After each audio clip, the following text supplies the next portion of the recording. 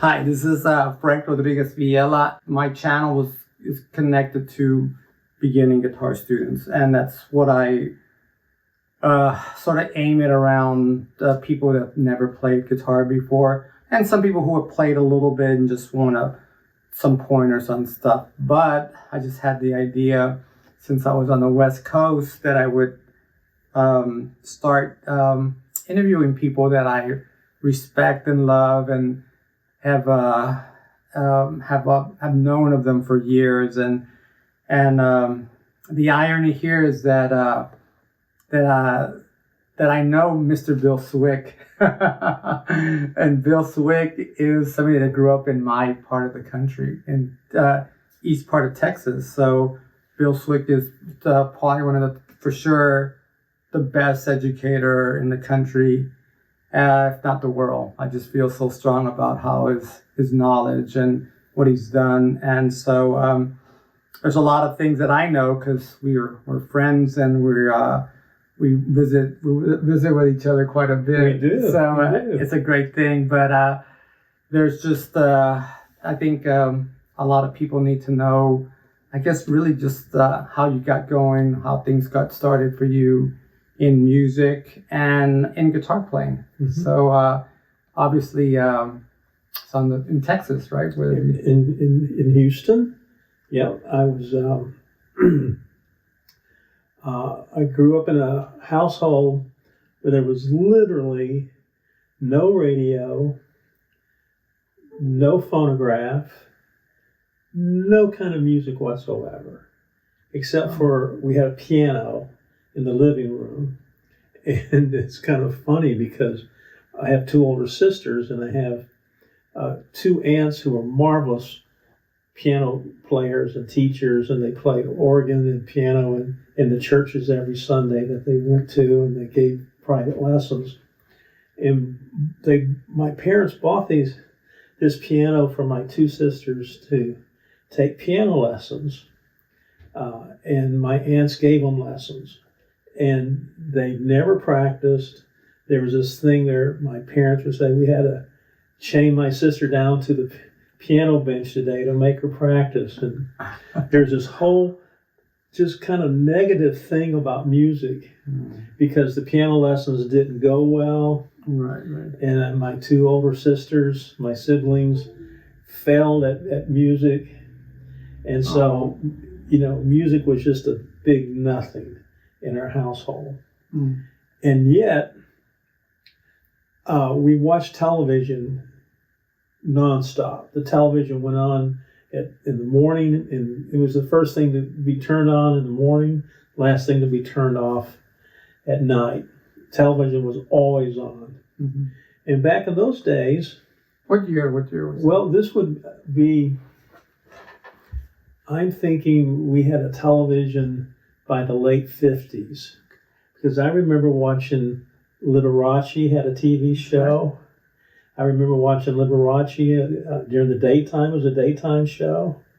And the Lawrence Welk show every Saturday afternoon. We watched that Lawrence Welk faithfully. And every variety show had music. That's where I got exposed to Roy Clark and Boots Randolph and Floyd Kramer, and there were a lot of big names. Oh yeah, yes. That played on television regularly. Iconic people. Yeah, iconic.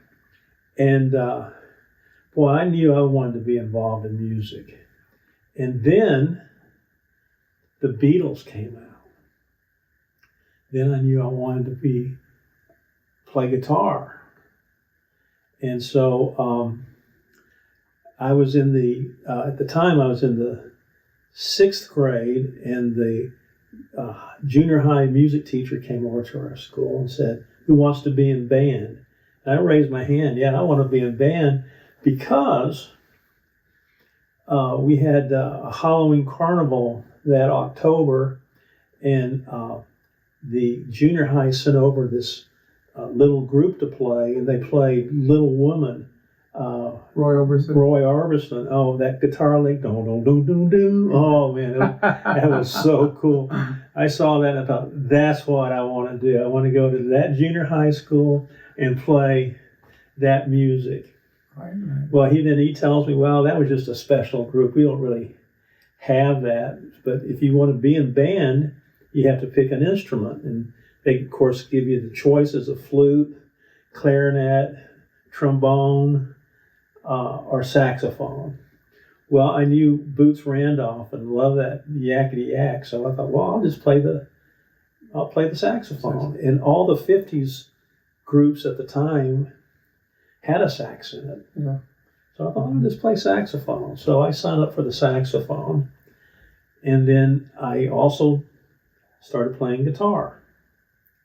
And I remember having a conversation with my dad about getting guitar lessons. Now, remember, my two sisters kind of ruined it for piano lessons for me. Yeah. So I had to beg to get guitar lessons.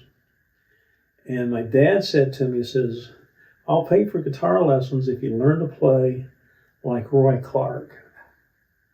Well, Roy Clark was almost on every TV show at the time, and what a player and an entertainer, and he wasn't even singing at the time. He was just doing all instrumental stuff. And it was banjo, mandolin, and all that. Everything, incredible. And I go, well, I was kind of thinking I'd like to learn to play more like George Harrison. And my dad said, well, if I'm paying for it, you're going to learn to play like Roy Clark.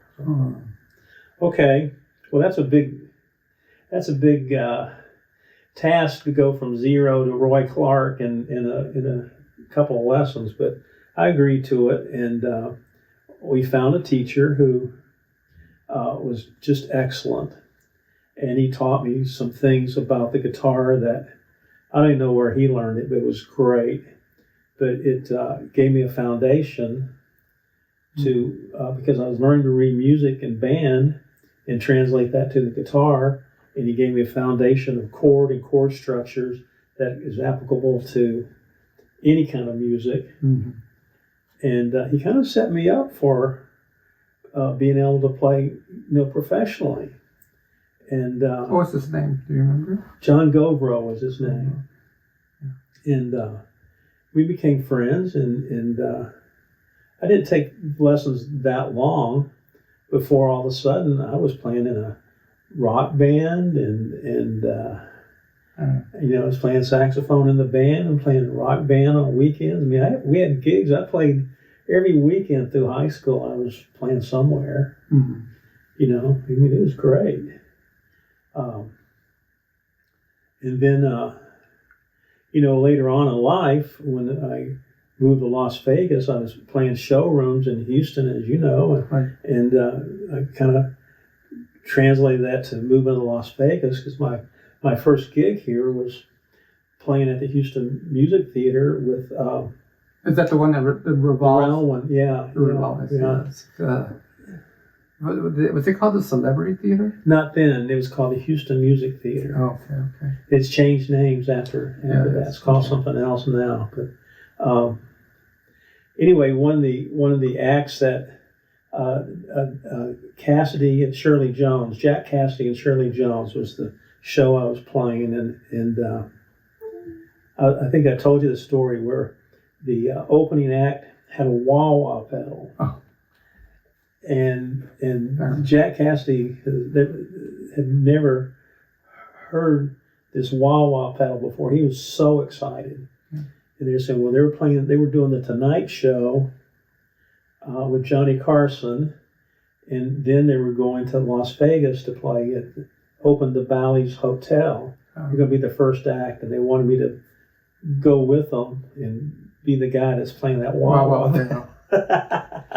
Such a magical ingredient. It's opened up many careers. Yeah. So, the first time I ever heard it seriously play was with Jimi Hendrix. Oh, with Hendrix, right. Playing it. So, anyway, it became very popular sound, and that's how I got to Las Vegas originally. Mm-hmm. And then I've stayed here, for 40 years. This year's been 40 years. Wow. And in that time, I ended up working with Roy Clark and got to know Lee Liberace. He used to come and listen to me play. Oh, that's so funny. Yeah. Sort of funny how that works. I mean, so yeah, I remember doing cabaret in Los Angeles, cabaret work, and but the same kind of thing, where we use backup these artists, and then I remember all my heroes, or people that I watched on TV, right, and then next thing you know, you're playing those rooms where stars hanging out. I remember it was once Bewitched Elizabeth Montgomery came in, but that same night George Benson was there. And so there's George Benson, and I'm there playing. And I go, oh gosh, it was like greatest one of sure, at that point it was just on fire. So, but before you went to Vegas, you were in Houston doing like the band stuff and playing, and then as far as you had the teacher that helped you out put stuff together. And then what happened after that? After the teacher, did you stay in? You didn't. In the college in Houston, or did you move on? Yeah, well, both. I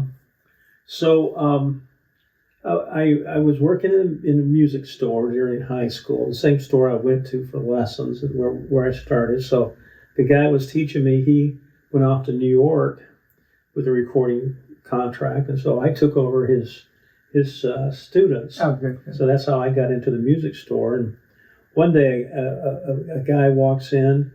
He's a band leader, and back then big bands were still around, and he was the band leader for Buddy Brock. Oh yeah. And he said, "Man, do you know anybody who can read on guitar? Because we need a guitar player desperately, but they have to know how to read music." Well, that was my thing. I could read. Right. So I said, I can do that, but I never played on a society big band before, so I didn't know what that was like. But I said, well, I'll do it for a month, see how it works out. And I said, well, we'd like for you to do it for a month and see if we like you and you like us, and if it's going to work, So I took the gig and did it for a month, and they had a book. It had 400 arrangements in it. Oh, wow. It was all chords and reading single note lines. Right. And that was my cup of tea. Right. That's what I could do. And so I ended up playing on the band for 4 years, and I recorded 2 albums with them. Buddy Brock, right? Buddy Brock. Right. And so they kept me on even when I went off to college. So I went to junior college in Houston for 2 years. And at the same time, I worked in an amusement park called Astro World. That was seasonal, weekends during April through maybe into May, then every day through the summer, and then weekends again through October. So I did that for 4 years. Okay. And then after junior college, I went to North Texas, which is in Denton, just north of Dallas, and then that's where I got really saturated with some heavy players, heavy teaching. Met some really serious teachers. Things got real serious for me. Serious students too. Serious everything. Yeah. That's like one of the, our kids, because I taught at a performing arts school, and a lot of them didn't want to go there. They wanted to go to the East Coast. And going like, North Texas is amazing. When I was in Los Angeles, I met so many people that were affiliated with that school. So the same thing here. If you go to the Strip, you're going to find a ton of people that went to North Texas. Just there's a lot of great school, great players come out of there. And who was there for guitar? There's a lot of people at the time, but the main teacher that I ended up with was Jack Peterson on electric guitar and Tom Johnson on classical guitar. Okay. There were other teachers before that. Ed Casillas was one. Ed had studied with Johnny Smith. Yeah, it sounds familiar. And he was my first teacher when I first got there. And I studied both electric and classical with him. That was one thing about North Texas. You had to do both. Well, yeah, that's what I heard. And the other thing is a lot of people wouldn't know this or care about this, but to give you an idea of what kind of music school it was, North Texas set a record that they would not take more than 200 of any single instrument. Now that sounds crazy. What kind of school has 200 flute majors or 200 clarinet majors? Well, they did, and they wouldn't take any more than 200.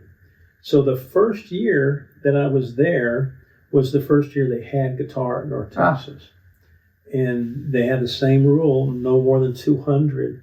And you would think the first year of adding an instrument that 200, there's no way they're going to hit 200. Well, they not only did they hit 200, there was an excess. So a lot of people didn't even get in. Just the fact that I got in was amazing. And then at the time, there were 11 jazz bands, one for every hour of the day. Yes. Oh, that like the 1 o'clock, 2 o'clock. The 1 o'clock was the best one, right? That's right. And so out of the 200 guitar majors, they had auditions for the 11 bands.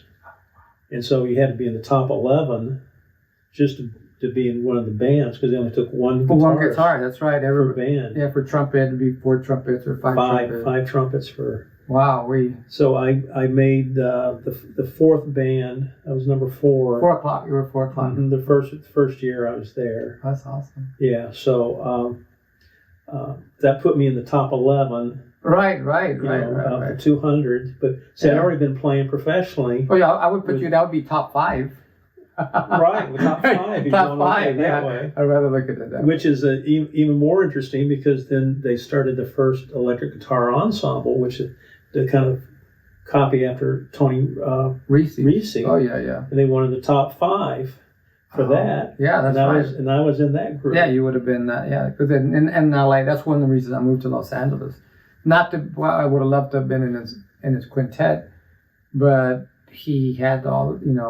The cats that were in there were people like Jim Webley or Barney Kessel would come in, or Grant Geisman, Tim May. It was always studio cats doing it. They could read. They could go in there, because it was... and there was some good charts, good stuff they did. Oh, yeah. So you were part of that. I was part of the North Texas top 5. That's awesome. The top, the first guitar ensemble North Texas put together. And it was the quintet. They call it the L5. Oh wow, that's good. Well, that's like pretty historical. That's definitely to be part of obviously a year when guitar just started in that school. Right. Yeah. Right. Because I know in some schools they wouldn't take a guitar as a major. You couldn't be a guitar player and major in music for general music, I think. No, that's exactly right. And you see, what happened is the reason we had a classical guitar teacher at all is because SMU was a private school. Oh, yeah. And Tom Guthrie had studied on the East Coast. Bob Guthrie, not Tom. Bob Guthrie had studied both in Europe and on the East Coast. Yeah. And he had, it wasn't a master's degree at the time, but he had what was equivalent of some kind of a degree that he could teach at SMU, which was a private school. Right. So their qualifications were a little different. Right. And then Tom Johnson was his first student.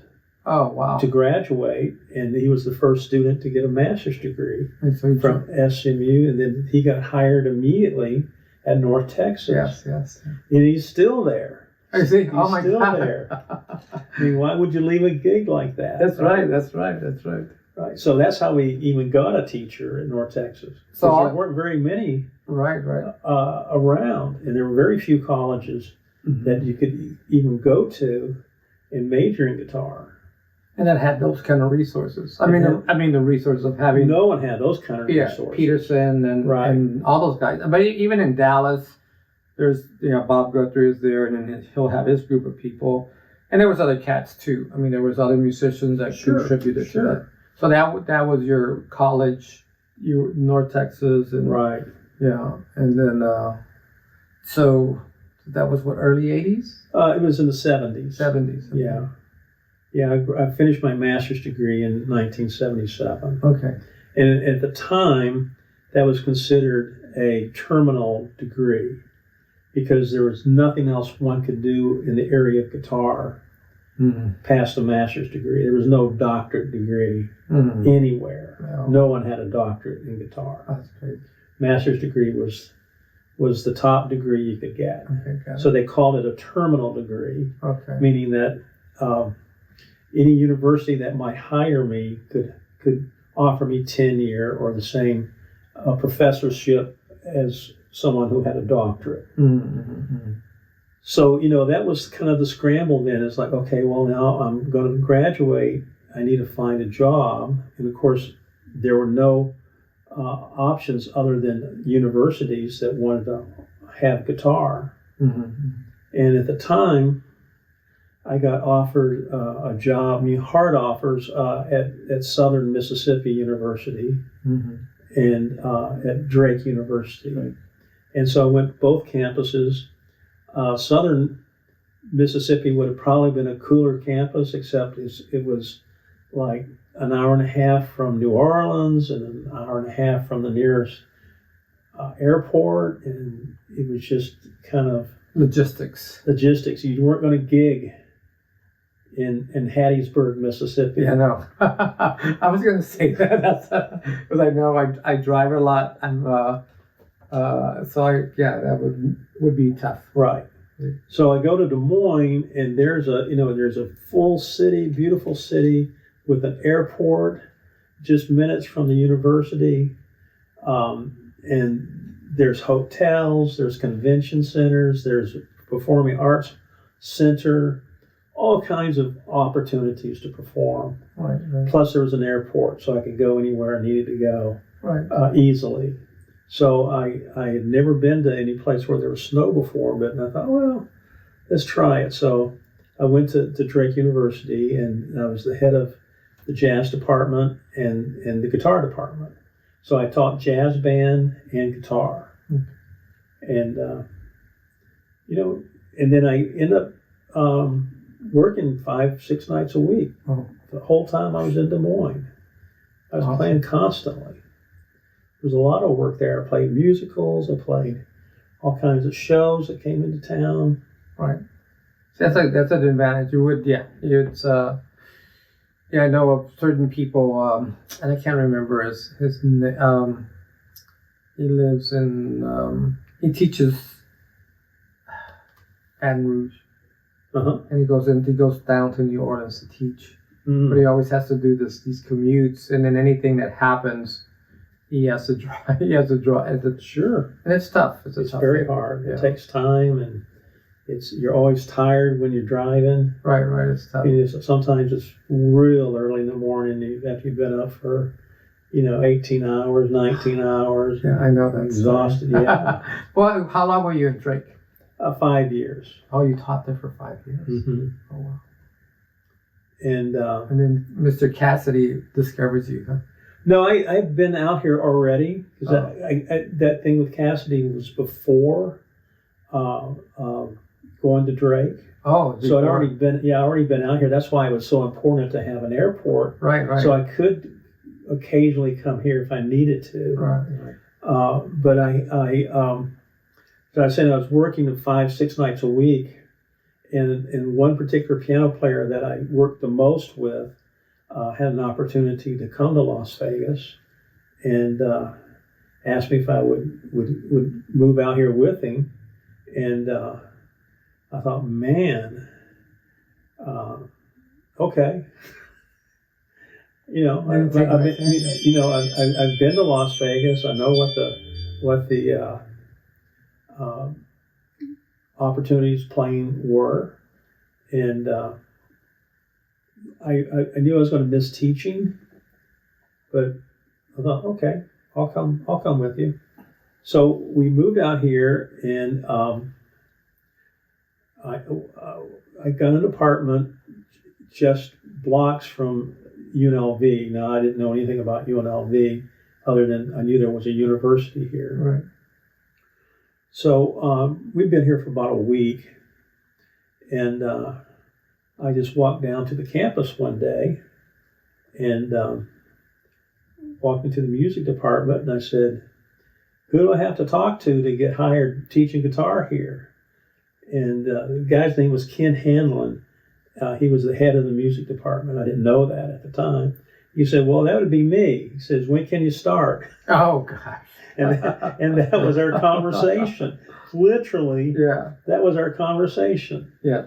Speaking of walking into something, you walked right into it. I just walked right into it. Yeah. And I mean, that was it.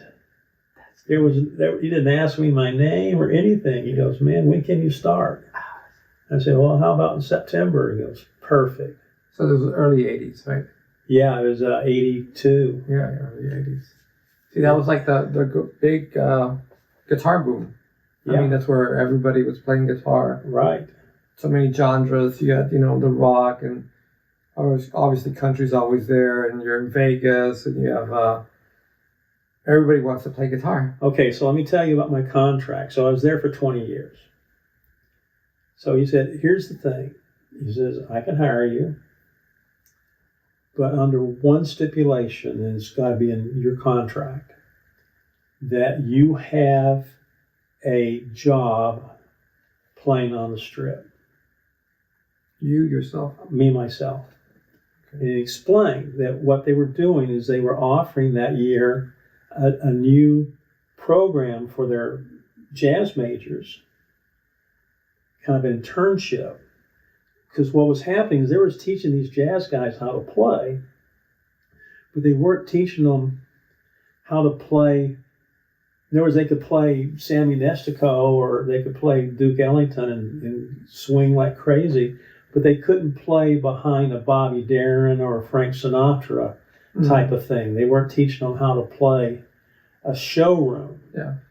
So their last year in the program, they had to do an internship. And what they would do is if they played trumpet, the trumpet teacher would have a gig somewhere where he's playing lead trumpet in a showroom, and everybody would move up one, and the student would play the fourth chair. Oh, awesome. Until they could move up to the first chair. They'd eventually move up. But they had to play that show every night. The teacher would sit at home and collect the check. That's funny. Yeah. So that was the stipulation. I had to have a gig that they could put a student into the performance. Into the performance. Yeah. That they could do the performance as an internship. Yeah. Well, that would be their. Yeah, it's like that makes sense. That totally. I mean, it seems a little unconventional. Well, I agree. It was unconventional. You go like, what? Okay, especially if somebody's getting paid. Wait a second. I get paid and I stay at home. Yeah. Okay, I can do that. But you had to get the contact. You had to get the. Yeah, that was easy. Yeah. That was easy. Yeah. Once people know you're around and. Right. Yeah. And the other thing is, I could do another gig. Right. While the student's doing my gig. Double check, double duty, absolutely. And a lot of times that's how it went down. Yeah, well, those early years in the 80s, I worked all the time. Yeah. I mean, it was insane how much work I was doing. Yeah. And the thing is, it's a 24-hour town, and at the time it was 24-hour entertainment. I mean, my first gig started at 10 in the morning. Oh. My last gig started at 12 midnight. Yeah. Started at midnight. Yeah. Well, I mean, it's a perfect thing for us because that's one of the things students have to do. Right. Students have to do. There's and from there, I mean, it's you mentioned jazz and playing those charts but that's not what's the normal for. No. For making a living, for playing. And what I kind of discovered about playing in showrooms, which you probably know well because you've done this too, is often it's the guitar player that can make a big band sound the difference between a country song and a rock song and something else. Oh, yeah. It's the guitar player playing those guitar licks that sound country, or the guitar licks that sound like rock, or the guitar licks that sound like something blues. Yeah. So a lot of times it's the rhythm section, but particularly the guitar player that kind of captures that stylistic playing. It gives it that spice. Yeah, because the trumpets are playing the same. They're just playing notes. The arrangement. Yeah, they're playing the arrangement. So what they're playing is not really countrifying it or making it sound like blues. It's what they're playing. Yeah. But it's the rhythm section that can really put that twist to the thing. So knowing how to play styles is a big thing. And again, you don't find that in the method book. You don't find people teaching that. And unless you do that for a living, you wouldn't even know that existed. Right. You wouldn't know that was a part of being a musician, because there's even with as many guitar players that live in Las Vegas, there's only a handful that actually play the types of shows that I'm talking about. Right. Where you have that diversity in styles and then having to read and then having to do it there. That's why we don't have directors coming in real quick and he's he's just going to have time to talk over the show. Right. And then every 2 weeks the act changes. Yeah. You're playing with somebody else 2 weeks from now. It's great practice, great experience. Yeah, it's a great experience. So from there you did, and that was the college. Mm-hmm. Where you started teaching also in the school districts, right? So I was teaching at the university, and the head of fine arts for the school district was over there once a week. She had started a organization for students who wanted to be teachers. It's called a Tri-M organization. For the time was the Music Educators National Conference, and this thing was called Tri-M. And it was an organization for university juniors and seniors who want to be music teachers. And she came over and taught that class. So she was over there once a week, and so she was familiar with me because she'd see me out in the hallway. And one day she said, "You know what? I don't know if it was a mistake or not, but I had to hire this kid.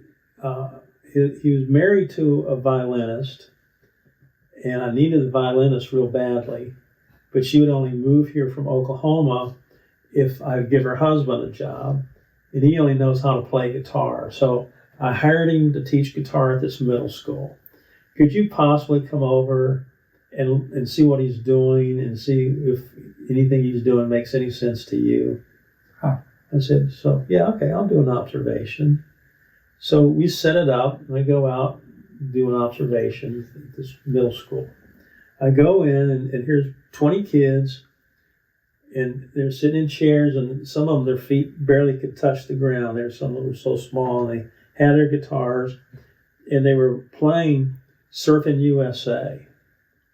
And every kid was smiling, and every kid looked like they were having fun.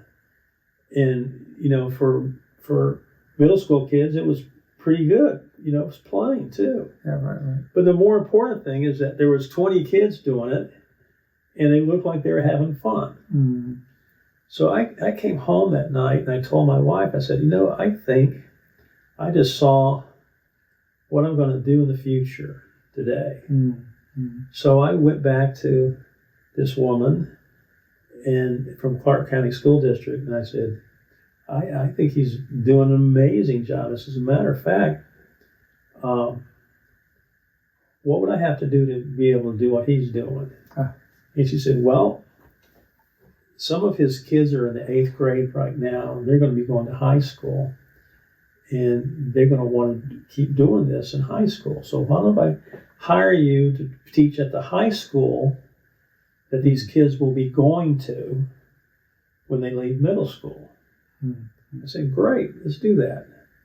So because I had my master's degree in music education, and I didn't have to do too many things to But what I found out, I guess I'm saying that's kind of overstating it, but what I didn't know, because I'd taken all these education courses when I was at North Texas, but if you don't use them, they expire after 5 years. Mm. And so I had to take all these education classes to get my teacher's license. Okay. And that was a lot. So I had to go back to college, basically.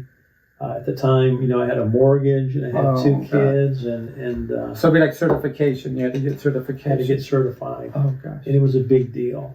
Yeah, they could expect It that. was expensive and took a lot of time and energy. Yeah. But I did it. Yeah. And but I didn't want to leave the university. I've been there 20 years, and I wasn't sure if this was going to even work out or not. So I went to the university and said, "This is what I want to do." I said, "This is so cool because we need someone at the university that can have a relationship with the school district because we don't have a good relationship with them. Yeah. We need someone to know how to write a lesson plan and how to budget money and all this sort of stuff. They're just guessing at the university because no one's talking Right. back and forth, So I got together with the school district and with the university, and we worked out a schedule that would work for both of them. I started much later in the day at the university, but still could get everything done. Mm-hmm. And they were going to let me leave a little bit early at the end of the day from the school district. So they put all my teaching in the morning, so I'd have my prep in the afternoon so I could leave and get to the university on time. And so they worked with each other and made it possible for me to do both. Oh, that's cool. So I did both for 4 years. And so that's the combination of both being at the college, being at the school. You really bridged, I guess, a place for the kids to go. It's like a feeder program. Well, probably what was most interesting is there weren't enough kids at the high school to really merit me being there full time. Mm-hmm. So what happened is they also split my schedule with the school district, so that I taught at a neighboring middle school, a different middle school, and started a guitar program at the middle school that will also feed that high school. Okay. Now we have 2 middle schools feeding the high school. Yeah. So I would go to the middle school in the early morning. That's where I start my first class, teach 2 classes, go to the high school and teach 2 classes. And when I say 2 classes, they're 90 minutes. Right. Then I would leave there for the day and go straight to the university and teach till later in the early evening. And that's how we got more kids interested in feeding the high school. Yeah. And then in my 4th year, the school district decided that they had a magnet school for performing arts that they thought we could offer guitar there. Mm. So they moved me from the middle school and the high school to the fine arts school. And so I did that for a year with the university. And then the school district said, "We really want your full attention to this program." So they made me the head of the music department at the fine arts school. They made me the head of the guitar division for the whole school district, which was another big chunk of responsibility and money. And then they gave me one more school to teach at nighttime. And all of that made up for the income of the university, leaving the university. Oh, wow. So that was all Clark County. It was all Clark County, man. Yeah. So they made it possible for me to teach full time in the school district and not have to do the university anymore. Yeah. Because you have to let something go. And let something go. Yeah. And I could see nothing but potential in teaching guitar in the public schools. Oh, yes, yes, yeah. I mean, as you know, teaching guitar at a university, even if you're a student, it's one lesson a week. And you got either hour or half-hour lesson. A lot of times students show up, they haven't practiced. Oh, yeah. And you haven't accomplished anything, you wasted a whole week. All right. Sometimes the week comes through, the student doesn't even show up for the lesson. Right. Another week lost. And that was what we know as guitar education at the university level, and that's still the same. Yeah, that hasn't changed at all. Yeah, it's just that because there's no real, and I don't know if that's just the nature of what guitar is, but you had a perfect vehicle developing a program where you had a fine art school connected, a magnet school, but you had schools, so you had an umbrella right of what you could do to. Right. That's so awesome. Because I've heard of it. I mean, since I have this crazy little company that I make instruments and design instruments more. The name Bill Swick came up a lot, and I was like, you gotta check out this guy's stuff. He has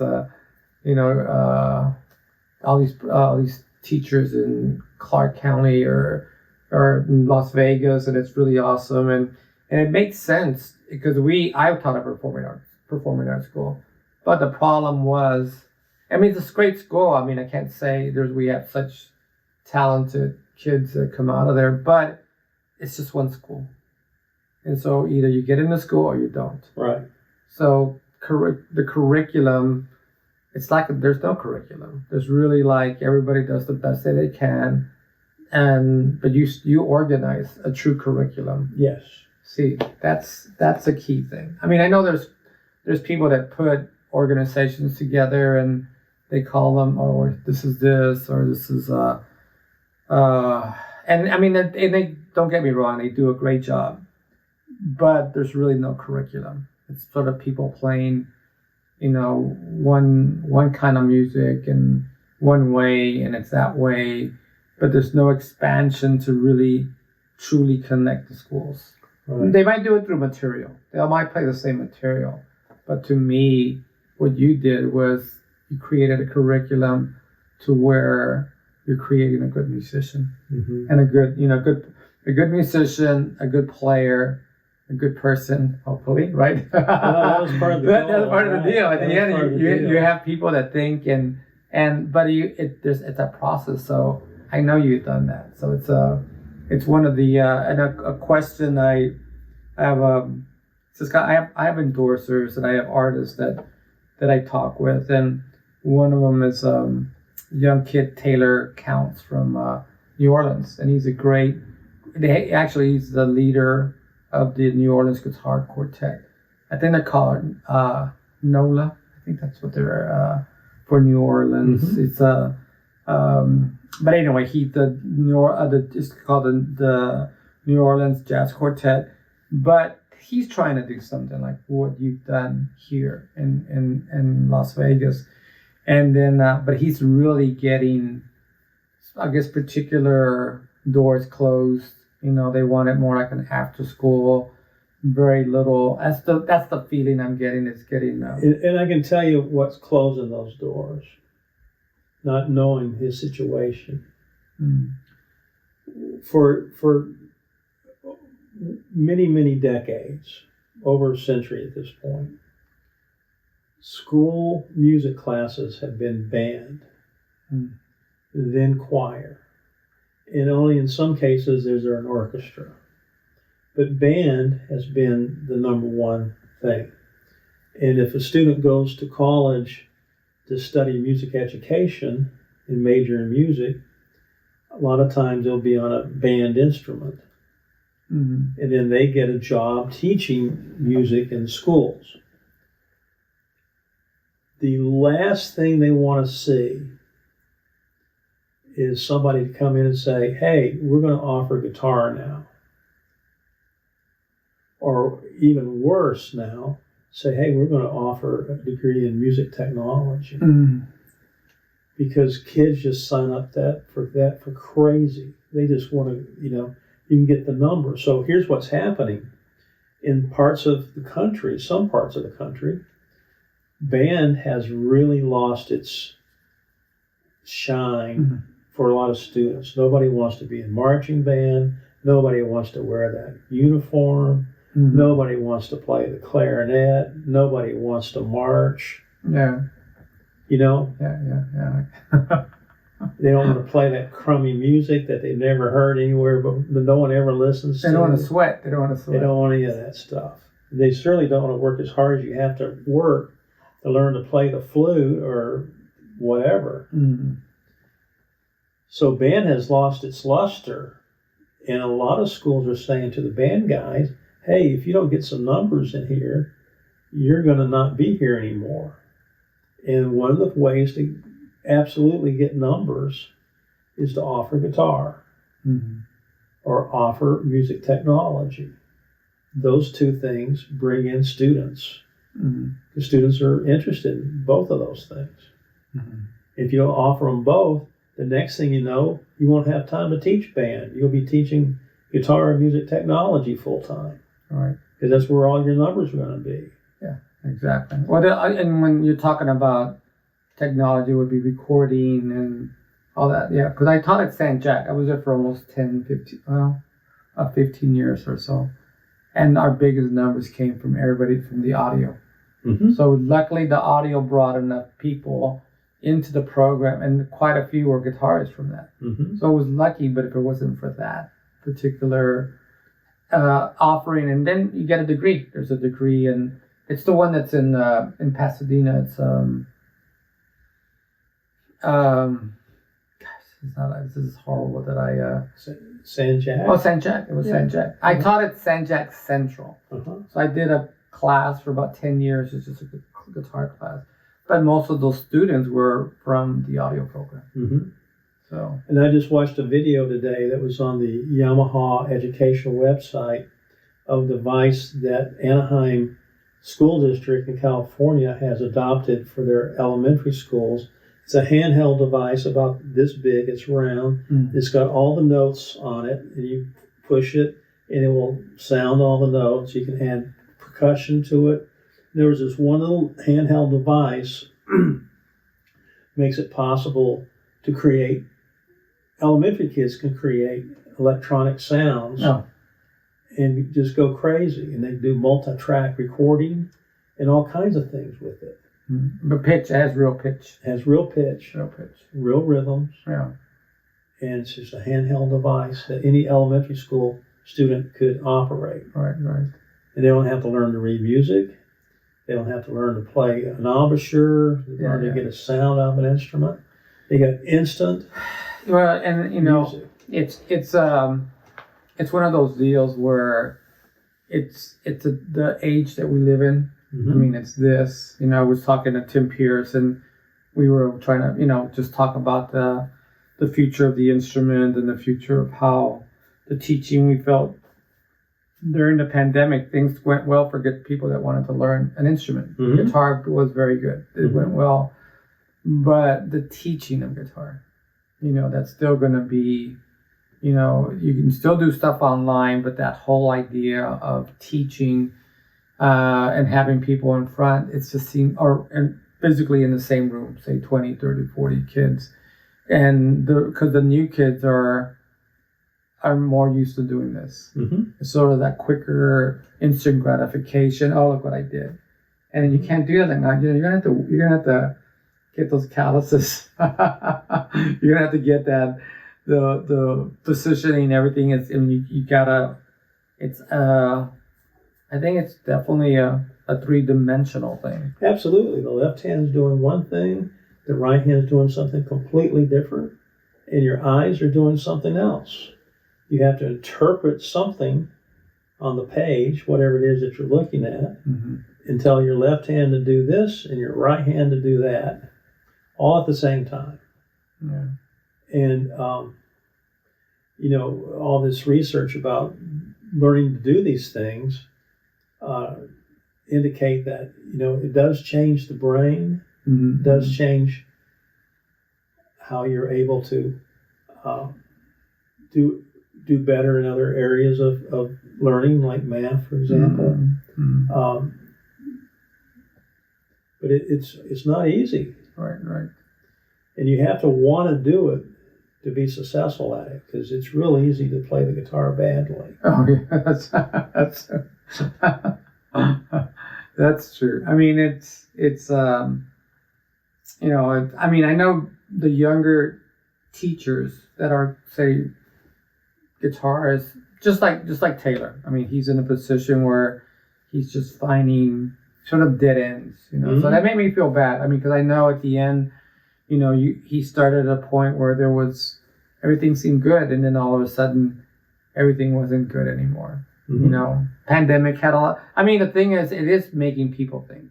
It's making, okay, we gotta be able to reach. We gotta be able to engage, and it's there in this technology, but we have to open it up somehow. And I think there's nothing replacing a good teacher, but I think I don't know. I mean, how do you see the state of the guitar teaching from here on out?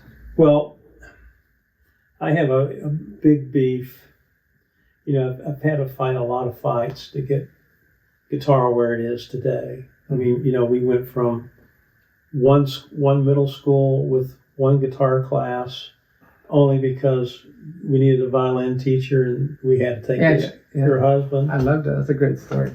We went from that to having guitar in every middle school. We have 50 high schools and 100 middle schools, having guitar in all those classes, having over 7,000 kids enrolled in guitar class on any given time, having 62 full-time guitar teachers. 62. Yeah.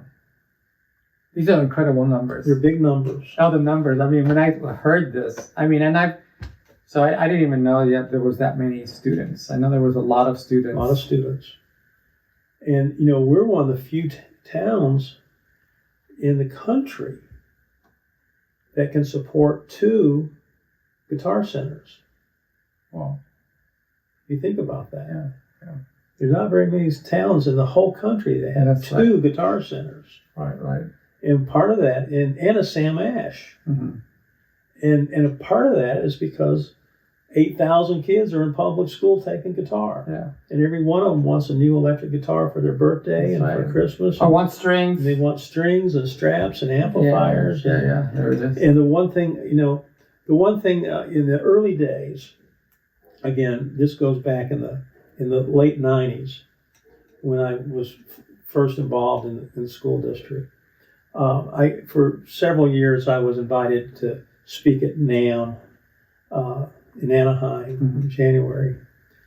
And Bill Schultz, who was at the time head of Fender, invited me to speak at the guitar manufacturers breakfast. And so everybody in the room were either music store owners, manufacturers, or wholesalers of some kind. Dealers. Yeah. Right. And I brought my kids up, 30 kids, and we played for them on Fender nylon string guitars. And everybody was polite, and it was nice, and no one really had seen that before. And it was good. But here's where things changed in the room. Everybody was being polite. But after we got done playing, I said, I just want to thank you guys for inviting us to come here and giving the students a chance to perform in front of you and share their love for guitar with you. But before we leave, I want to point out something that might be of interest to you. I said, I've got 30 students here in the room. I said, I'd like every student who owns a guitar to raise your hand. Well, all 30 kids raised their hand. I said, well, let's do this. How many of you have 2 guitars at home? Everybody raised their hand. How about 3? And we did this till we got to 14. and about half the kids were still raising their hand. Oh, wow. And at that point is when the mood of the room completely changed. What? Here's 15 kids that own 14 or more guitars. Mm-hmm. Do we need guitar in the classroom? If you're in the manufacturing and retailing business, you sure do. Right. Wow. Well, it's all That changed everything. right. And all of a sudden, I was their number one. Right. When can you be back next year? Where can we put you next year? More people can see this. They even, Fender came out and did a whole documentary on us for, Marley Safer from 60 Minutes came out and did a whole thing on us about how this is going to change retail for guitars. Wow. It was a segment on 60 Minutes. Mm-hmm. Oh, wow. I'm sure you can find it on YouTube, right? I don't know if you can. Oh. I haven't seen it. I think I've got a disc of it that they gave me. Okay. God, that'd be cool. Yeah. So I see you're a part of that. I was part of that. That's correct. Yeah, you're part of that. And so it changed. Right. It changed a lot of things. The way they look. I mean, and it's just sort of funny because it's changed, but then nothing has really changed in the schools, in the sense of how they feel it's important. Because obviously it always depends on the director and who's going to support you in the schools. And I feel with maybe some teachers, and there are definitely some schools alone that are really good and support, say, that teacher, and that school supports the program and the parents support it. But it's a small community thing. It's not that the vision of having a program in that particular district or all the districts around, because Houston's huge. Right. So Houston has a lot of districts. Right. But there's really, and I love Houston, but I really can't say everybody's connected. No, they're not. There's nobody really connected. There's stuff going on in Bel Air that's amazing. Yeah, great stuff. Edward Gargassi's there. Yeah, good stuff there. Yeah. Mike Moore. Yeah. Mark Moore. Mark. Good stuff in Bel Air. Right. But there's good stuff, of course, at the Performing Arts School where you were teaching. But there's other areas that there's not much going on. There's nothing. I mean, it's like hard to, and so that always tells me it's really within that school, the PTA, PTO, or whatever it's called. And then Woodland area has a good program. Mm-hmm. What I was going to get at about this beef, I mentioned it, I'll go back to it, is it appears, for example, I mentioned the teacher that I studied with when I was at North Texas is still there. Mm-hmm. That teacher has never stepped foot in a guitar classroom. Mm. That he wasn't the teacher, you know what I'm saying? Mm-hmm. He's never observed a high school guitar program. Mm-hmm. He doesn't even know what that looks like. No idea what music education or guitar education is beyond giving one lesson a week.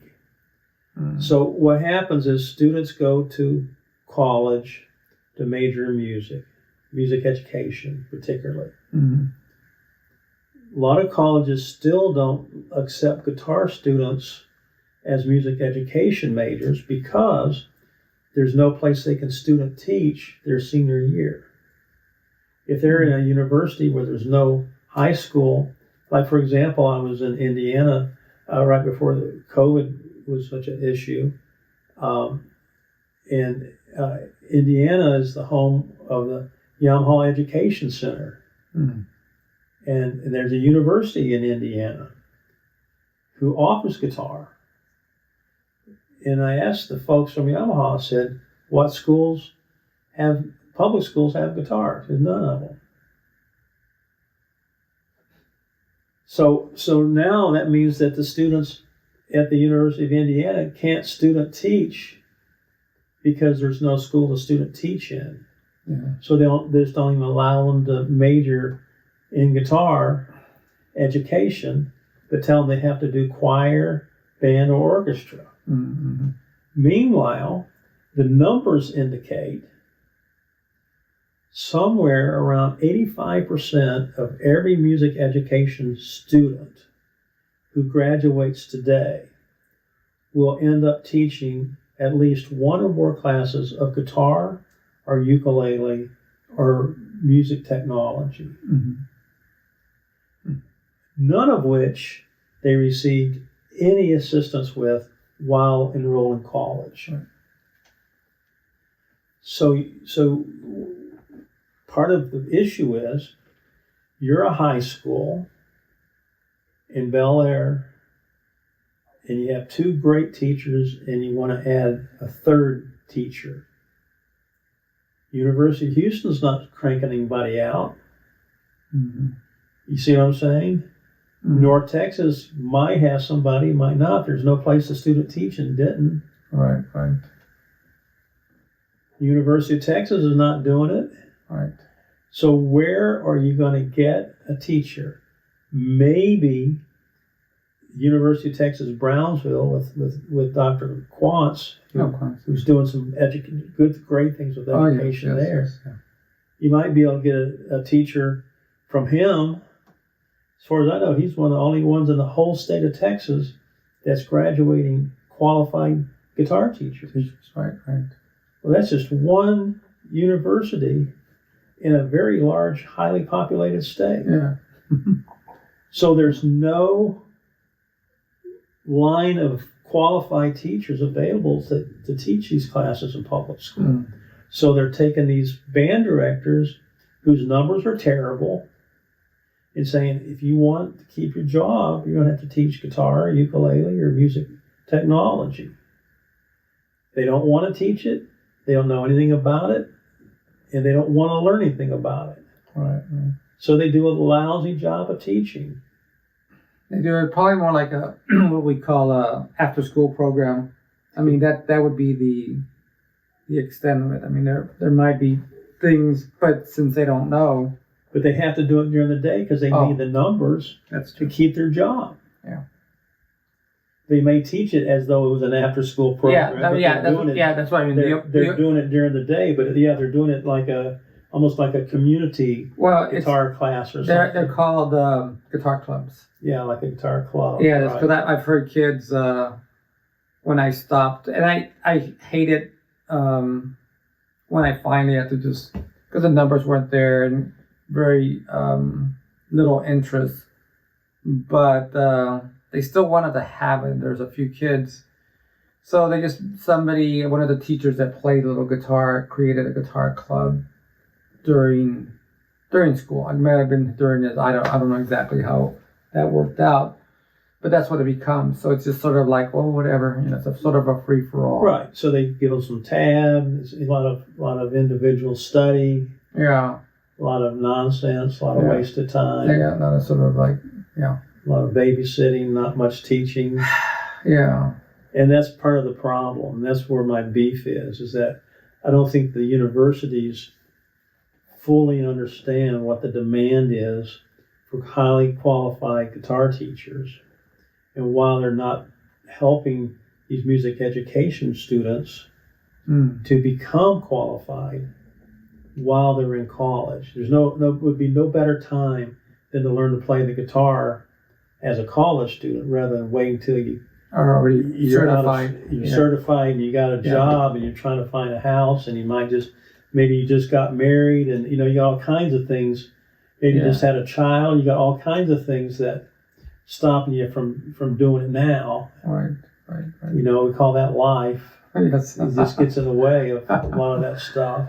Yeah, and the education part, there has to be, because if the colleges they bring in, say, a good jazz guy who knows a lot, or a good classical guy that knows a lot, and that's always good. That's always good because you want the study of guitar to be as complete, and nobody maybe there's not all lot of players that are truly 100% complete on everything. Mm-hmm. But they know a lot. Right. They know a lot about, well, he can do really nice country type of stuff, rock stuff, jazz stuff, you know, Blues. some blues, classical. Mariachi. Yeah, basically just American music, which would be, you know, classic from the American Songbook. Yeah, just the American Songbook. Yeah, well, that's a lot of stuff. Yeah, so I mean, there's somebody. It just can't be one thing. I mean, I know I like teaching with a pick. You know, when I see particular people that are great with the thumb and can alternate. Of course, I grew up in Texas, so Lightning Hopkins was somebody I just loved. He could do a thing with the thumb, and it was very unorthodox. But I could still see he had like this rhythm that was. I'm not going to say flamenco, I'm not going to say classical. No, but he was on. Yeah, and he would play, and so the thumb sounded like almost like the stride piano. You know, he would actually play it, and it could be simple blues, probably more like it was more Mississippi style blues because you hear all those little licks of ding. So he would actually divide it. Well, I said, well, that's a good technique. I mean, there's nothing wrong with that. Still the old school of like thumb and index. And so just later on you incorporate the other one. And so I mean, it has to be the teaching. That's just my opinion. It has to cover a lot. You know, that's what I love of your program. I mean, there were so many kids that cover such great styles, and they're playing with picks, they're playing on steel strings, they're playing on electrics, they're playing on nylon strings, they're playing on my little soprano guitar, right. And they're doing little things, and it's making it sound like what a guitar orchestra should sound. Right. You know. So. And I think that it's again kind of a shame to say, okay, this is going to be a classical guitar class. We're going to only learn to play classical guitar in classical style. I think that's just one leaf off the branch. You know, there's so much music to learn, right. So many styles, and so many skills associated with all these variety of styles. Right. That it's just such a vast amount of information to learn about playing the guitar. Yeah. And just improvising. You know, just the technique of learning your scales and arpeggios and chord voicings. Right. That in itself is a lifetime worth of things to learn. Yeah, so much stuff. And then the nice thing, Bill, is that you put together a book. So your book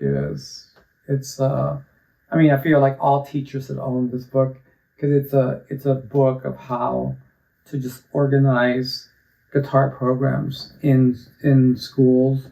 In your even if it's just your school that does it, hopefully somebody else will check it out too and see, hey, these kids are good, what are they doing?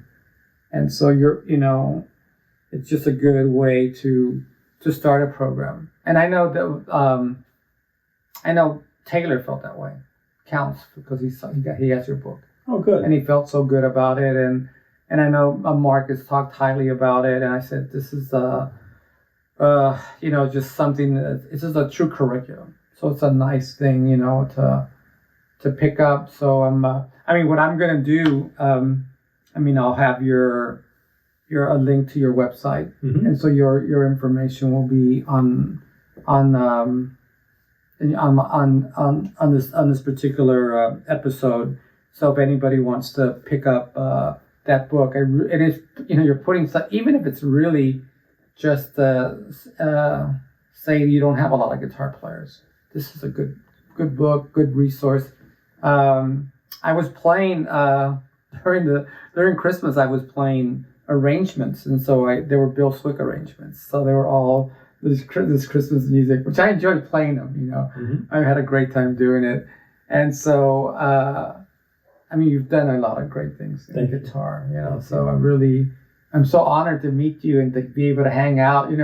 When I go to LA, I always swing back by to Vegas. I love it when you do. And we just hang out and we talk. And I think this is and later on, as I know we're we're still working on things. You know, Right, we're you know. right. We're still young cats, Bill. Well, you are. You're younger than No, me. yeah, but you know, I don't know, man. It's getting. I told Tim. I told Tim Pierce. I said, "Hey, Bill, Tim, I said I've been driving around a lot because I'm not flying at this point. So I'm just sort of driving, and I'm going, man, I feel real old." And he goes, "Yeah, you are." So I thought that was interesting, but still, I want to thank you, Bill. Thank you for talking with us. And if there's any questions, I do have a website, so you'll see that on the. You can link up to or actually just check out the website. I do have a submission section on the website, so if you have any questions about anything here that we've talked about, feel free to contact me, and I can answer any questions that you might have. And so I want to thank you. Thanks for being here. Thank you, Bill. Thank you. Yeah, here we are, man. First handshake. Yeah, I know. Oh, yeah, years. that's right. So, yeah, that's good.